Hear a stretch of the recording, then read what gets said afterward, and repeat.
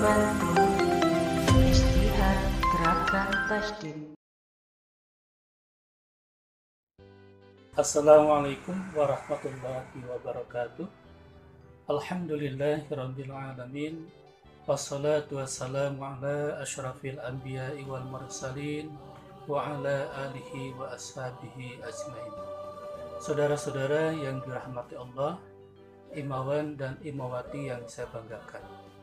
Pada kesempatan episode yang kedua ini, saya mengajak saudara-saudara sekalian dan imawan-imawati untuk memahami kembali apa yang telah diputuskan oleh Muhammadiyah, yaitu tentang tata cara salat Rasulullah SAW berdasarkan hadis-hadis Nabi menurut perspektif Muhammadiyah.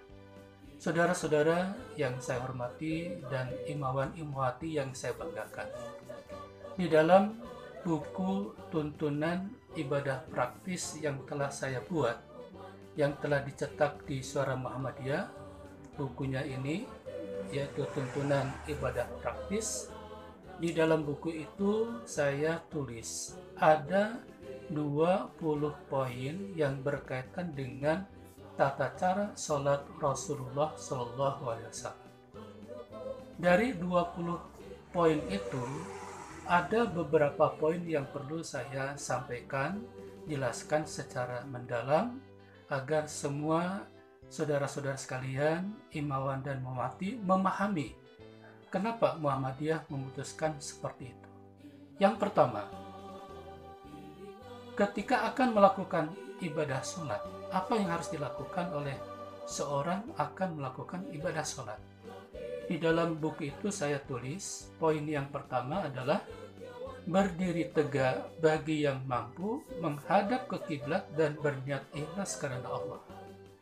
Saudara-saudara yang dirahmati Allah, ketika kita akan melakukan ibadah sholat, yang pertama kali dilakukan adalah menghadap ke kiblat dengan posisi berdiri tegak. Berdiri tegak bagi orang yang mampu untuk melakukan berdiri. Dan ketika berdiri tegak itu disertakanlah niat ikhlas karena Allah.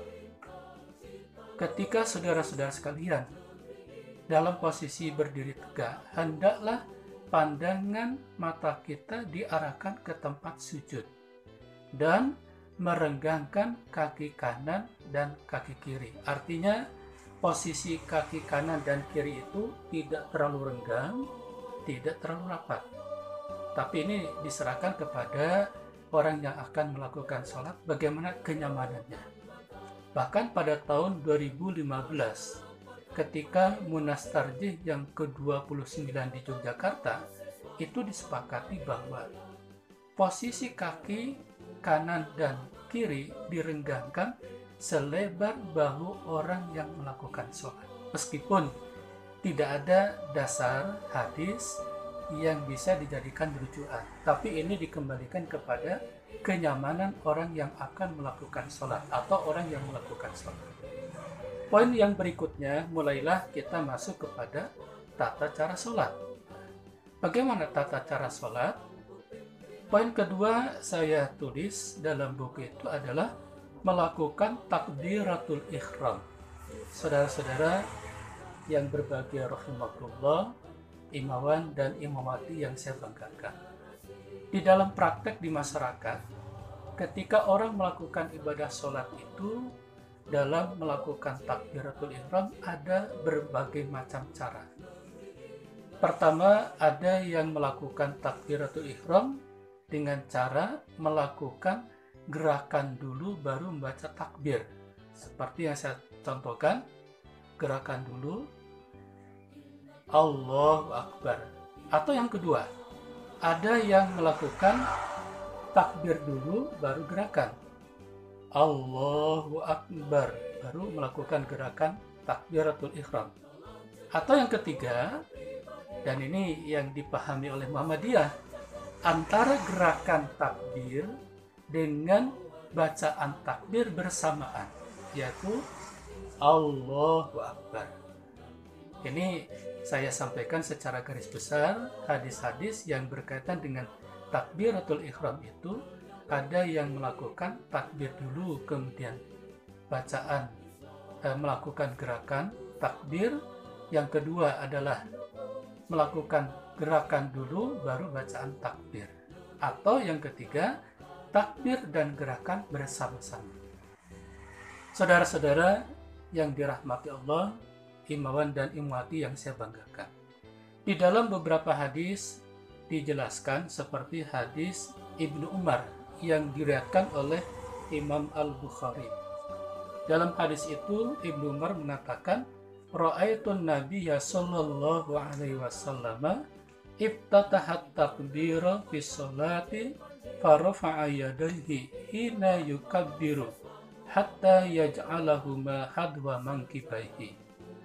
Saya melihat Nabi sallallahu alaihi wasallam ketika memulai takbir, memulai sholat itu, membuka takbir dalam sholat, farafa'a yadaihi hina yukabbiru hatta yaj'alahuma hadwa mankibaihi. Beliau mengangkat kedua tangan ketika membaca takbir sampai kedua tangan itu sejajar dengan kedua bahunya. Nah, hadis ini memberikan isyarat kepada kita semua bahwa ketika Rasulullah melakukan takbiratul ihram, mengangkat kedua tangan sejajar dengan bahu ketika beliau melakukan takbir. Kemudian ada hadis lain, yaitu hadis masih Ibnu Umar yang diriwayatkan oleh Imam Muslim. Hadis Ibnu Umar yang diriwayatkan oleh Imam Muslim ini berbeda dengan hadis Ibnu Umar yang diriwayatkan oleh Imam Al-Bukhari. Dalam hadis ini dijelaskan, karena Rasulullah Shallallahu Alaihi Wasallam idza qama lis-sholati, adalah Rasulullah Shallallahu Alaihi Wasallam apabila beliau ingin melakukan sholat. Apa yang dilakukan oleh Rasulullah ketika akan melakukan sholat? Memulai sholat. Rafa'a yadaihi hatta takuna hadwa mankibaihi. Beliau mengangkat kedua tangan sampai kedua tangan itu sejajar dengan bahunya, kedua bahunya. Summa kabbaro, kemudian Rasulullah melakukan takbir atau mengucapkan takbir.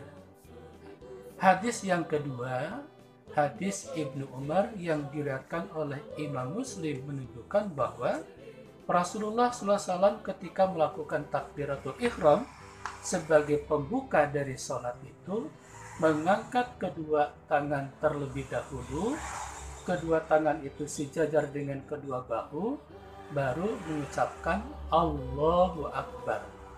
Kalau saya praktekkan seperti ini,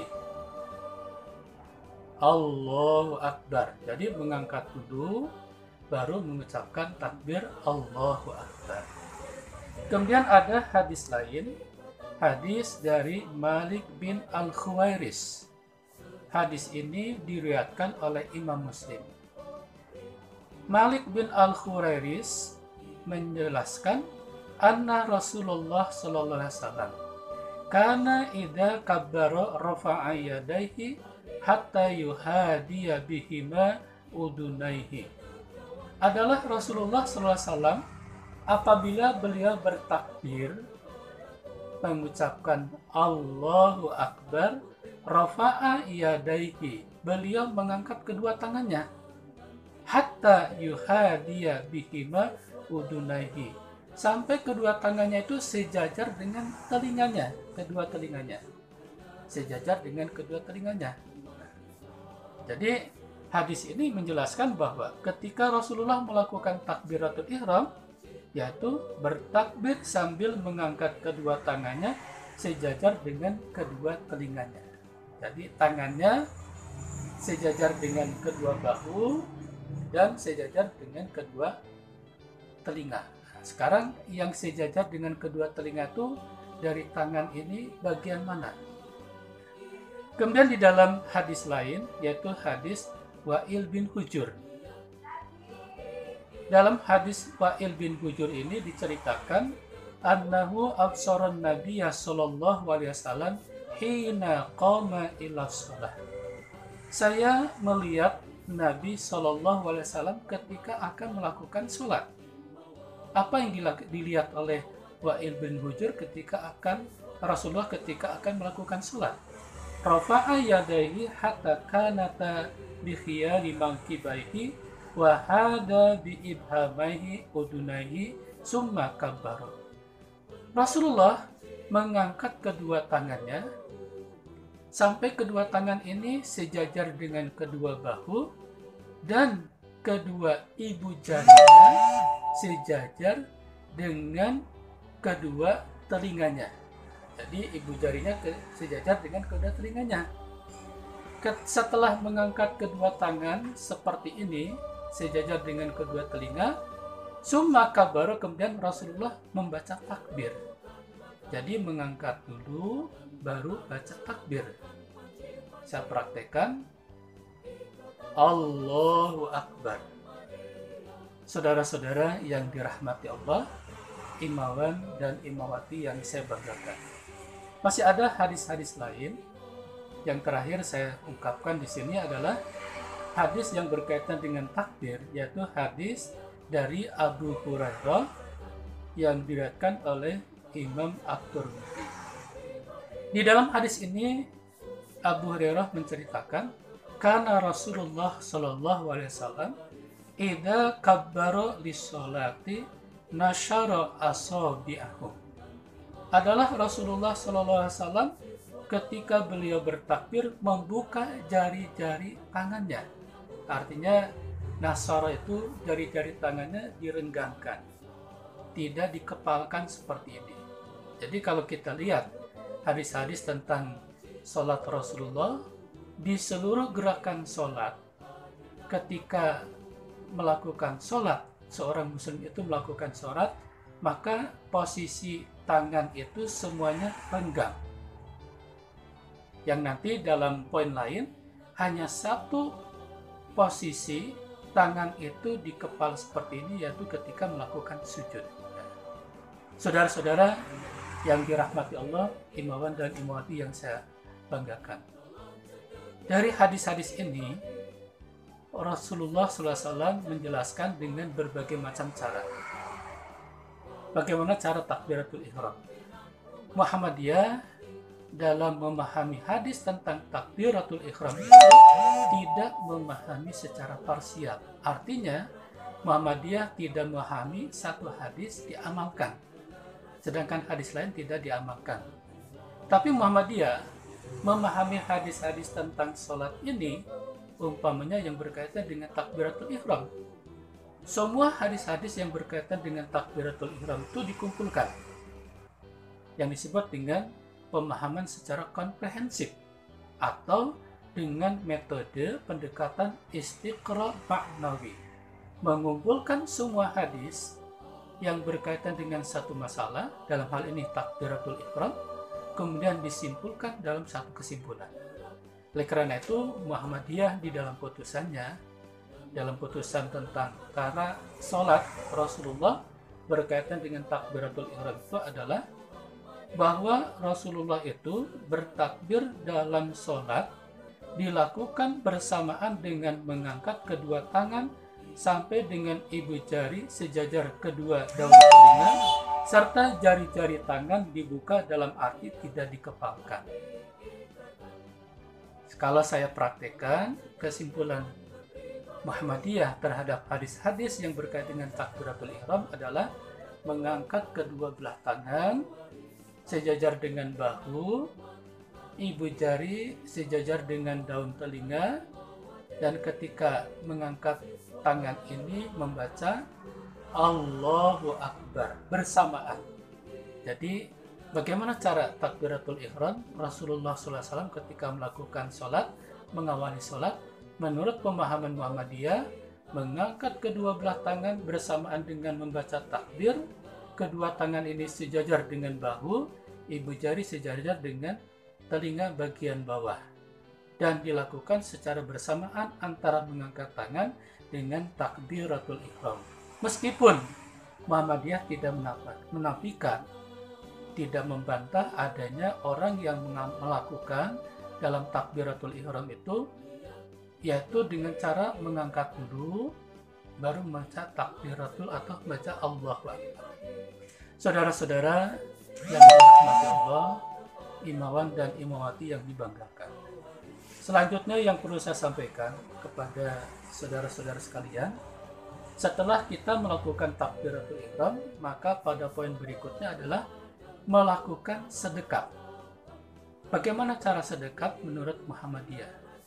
Pada episode yang pertama telah saya sampaikan bahwa pada putusan tahun 1929, Muhammadiyah telah menyimpulkan berdasarkan hadis-hadis yang dipahami pada saat itu bahwa setelah takbiratul ihram melakukan sedekap dengan cara meletakkan telapak tangan kanan di atas punggung telapak tangan kiri. Seperti ini, diletakkan di dada. Saudara-saudara yang dirahmati Allah, imawan dan imawati yang saya banggakan.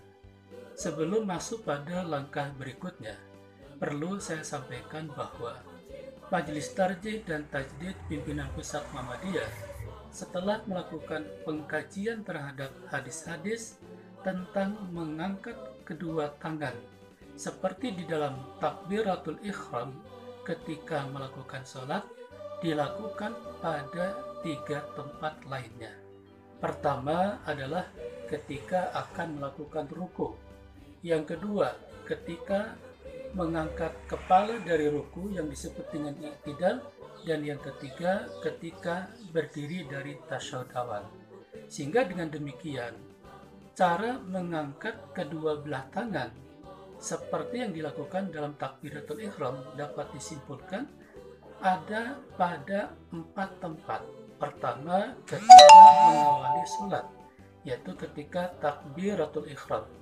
Maka perlu kami ingatkan kembali, ketika takbiratul ihram, cara mengangkat kedua belah tangan yaitu sejajar dengan kedua bahu, ibu jari sejajar dengan kedua telinga bagian bawah.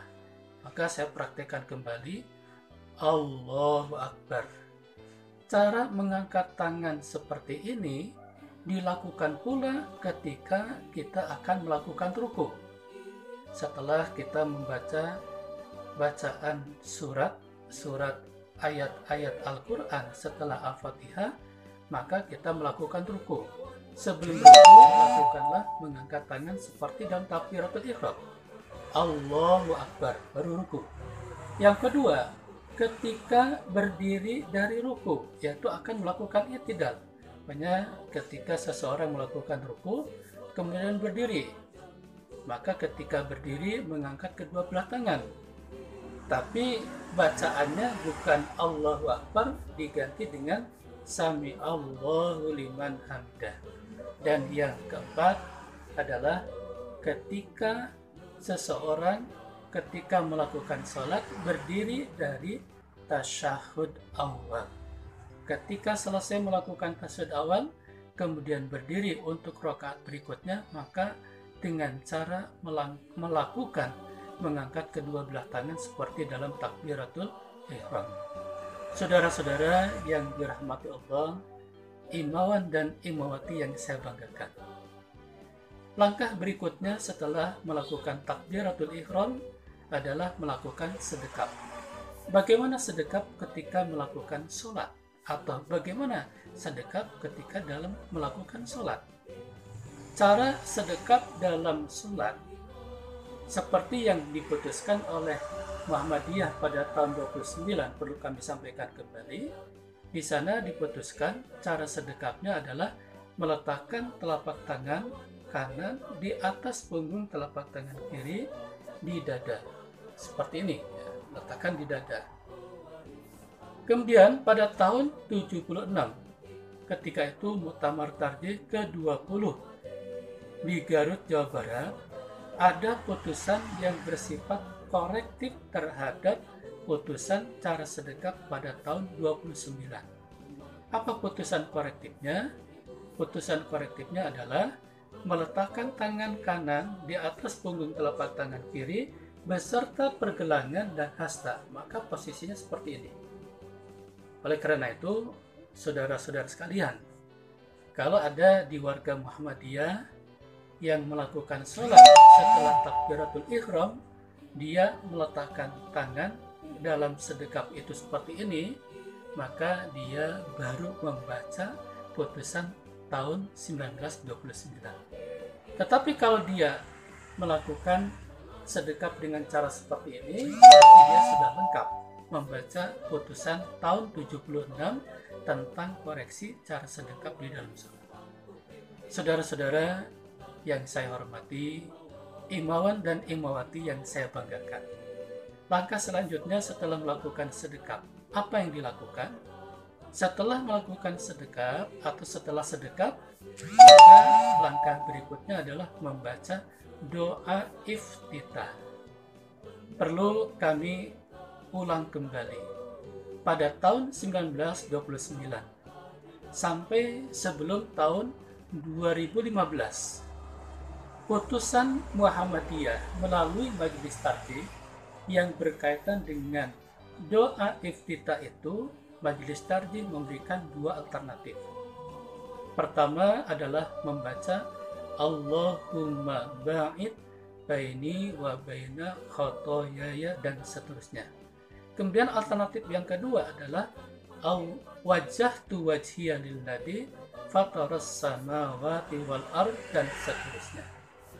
Kemudian pada tahun 2015, yaitu Munas Tarjih yang ke-29 di Yogyakarta, telah memutuskan ada doa iftitah tambahan atau alternatif ketiga, seperti yang tertera di dalam buku Himpunan Putusan Tarjih Jilid yang ketiga, yang saya sampaikan pada pertemuan yang pertama, yaitu ada tambahan selain doa iftitah Allahumma ba'id baini wa baina khotoyaya kama ba'atta bainal masyriqi wal maghrib, yang ini merupakan redaksi bacaan doa iftitah dari Abu Hurairah riwayat Imam Al-Bukhari.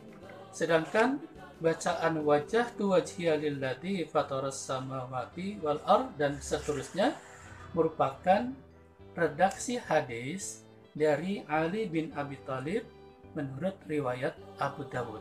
Nah, ada alternatif yang ketiga yang sering kita dengar, sebenarnya ini sudah lama, tapi diputuskan pada Munas Tarjih yang ke-29 tahun 2015 di Yogyakarta, yaitu bacaannya Allahu Akbar kabira walhamdulillahi katsira wa subhanallahi bukratan wa asila. Redaksi ini berdasarkan hadis Ibnu Umar yang diriwayatkan oleh Imam At-Tirmidzi. Saudara-saudara yang saya hormati, imawan dan imawati yang saya banggakan, perlu kami jelaskan di sini. Mungkin ada pertanyaan dari saudara-saudara sekalian dan imawan dan imawati. Kenapa Muhammadiyah dalam hal bacaan doa iftitah dalam sholat itu ada beberapa alternatif? Bahkan sekarang ada 3 alternatif. Kenapa tidak memilih salah satu dari alternatif-alternatif itu yang dipandang itu adalah lebih kuat? Maka dalam hal ini perlu saya sampaikan, salah satu semangat tarjih dalam manhaj tarjih itu disebut dengan tajdid. Tajdid artinya adalah purifikasi, mengembalikan keotentikan dalam beribadah sesuai dengan hadis-hadis Rasulullah SAW. Yang kedua, menurut Muhammadiyah, hadis yang dijadikan dasar dalam beramal, termasuk dalam ibadah sholat dan ibadah-ibadah yang lain, yaitu hadis yang dikategorikan kepada hadis as-sunnah al-maqbulah, hadis-hadis yang dipandang dan dianggap bisa dijadikan sebagai hujjah. Apa hadis as-sunnah al-maqbulah itu? Pertama adalah hadis sahih, yang kedua adalah hadis hasan. Oleh karena itu, berkaitan dengan salah satu contoh di dalam ibadah sholat, yaitu tentang doa iftitah. Kenapa Muhammadiyah mengambil 3 alternatif? Tidak memilih salah satu dari 3 alternatif ini, mana yang lebih kuat? Maka dalam hal ini, ketika melakukan verifikasi tajdid di dalam ibadah, sepanjang dalil-dalil hadis-hadis yang digunakan itu bisa diterima sebagai hujah, maka Muhammadiyah menggunakan semua hadis-hadis itu dijadikan rujukan, artinya bisa diamalkan. Inilah yang biasa dikenal di dalam Muhammadiyah yang dikembangkan disebut dengan at-tanawwu fil ibadah, varian-varian di dalam melakukan ibadah. Artinya kita akan menemukan di dalam masalah sholat ini banyak varian, banyak cara, banyak macam doa-doa yang dipakai di dalam sholat. Seperti dalam doa iftitah, menurut Muhammadiyah sampai sekarang ada 3 alternatif bacaan. Kemudian nanti dalam bacaan ruku, dalam bacaan sujud, dalam bacaan salaf, dan lain sebagainya. Saudara-saudara yang dirahmati Allah, imawan dan imawati yang saya banggakan. Kemudian selanjutnya yang perlu saya sampaikan di sini adalah yang berkaitan dengan masalah bacaan basmalah. Hal ini keterkaitan dengan ibadah sholat berjamaah. Saya menjadikan pertanyaan, apakah basmalah itu dibaca dengan keras atau dibaca dengan sir, atau cukup dibaca dengan terdengar oleh diri sendiri? Sama dengan kasus doa iftitah. Maka di dalam masalah bacaan basmalah ini pun Muhammadiyah memandang ada hadis yang menjelaskan Nabi kadang-kadang membaca basmalah itu dengan keras, dan Nabi kadang-kadang pula membaca basmalah dengan bacaan yang sir, yang tidak terdengar oleh para sahabat, akan tetapi Nabi tetap membaca basmalah. Oleh karena itu, bacaan basmalah di dalam sholat, terutama ketika dalam pelaksanaan sholat berjamaah, bagi imam boleh membaca basmalah itu dengan jahar, dan boleh pula membaca basmalah itu dengan sir, artinya tidak terdengar oleh makmum ketika melakukan bacaan Al-Fatihah di dalam sholat berjamaah. Saudara-saudara yang dirahmati Allah, imawan dan imawati yang saya hormati, berikutnya yang perlu saya sampaikan berkaitan dengan masalah sholat ini adalah berkaitan dengan tata cara i'tidal, yaitu mengangkat kepala dari ruku kemudian berdiri tegak. Yang menjadi pertanyaan, apakah ketika kita mengangkat kepala dari ruku kemudian i'tidal, posisi tangan itu diletakkan ke semula seperti sedekap atau diulur ke bawah? Muhammadiyah setelah melakukan kajian-kajian terhadap beberapa hadis yang berkaitan dengan tata cara mengangkat kepala dari ruku untuk melakukan i'tidal itu, tidak menemukan hadis secara khusus bahwa setelah i'tidal atau setelah mengangkat kepala dari ruku untuk melakukan i'tidal, Nabi meletakkan tangan di dada. Tetapi yang ada adalah hadis secara umum. Di dalam hadis itu disebutkan ada sahabat yang melihat Rasulullah SAW meletakkan tangan di dada di dalam sholat, mumsikan yadahi fi sholat, memegang kedua tangannya ketika sholat. Hal ini menunjukkan pertanyaan muncul, apakah hadis itu dipahami? Meletakkan tangan di dalam sholat itu di dada, apakah itu setelah ruku atau di tempat lain? Maka Muhammadiyah memahami karena tidak ada hadis khusus yang menjelaskan setelah melakukan ruku kemudian bangkit dari ruku untuk melakukan i'tidal, maka posisi tangan diletakkan ke bawah yang disebut dengan irsal. Muhammadiyah tidak memahami untuk kembali ke semula, yaitu dengan meletakkan tangan sebelum ruku, yaitu dengan melakukan sedekap ulang setelah melakukan i'tidal.